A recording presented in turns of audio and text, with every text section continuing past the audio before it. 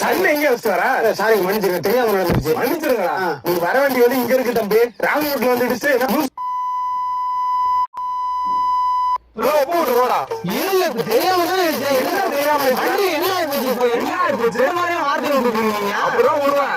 ராமூர்ல வந்துடுச்சு நீ தம்பி, தப்பு வானால என்ன உங்களுக்கு சரி பண்ணுறேன் அவ்வளவுதான். சொல்லுங்க சரி பண்ணுறேன்.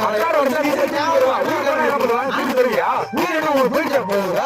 நம்ம திருப்பி தெரியா தேவையில்லாம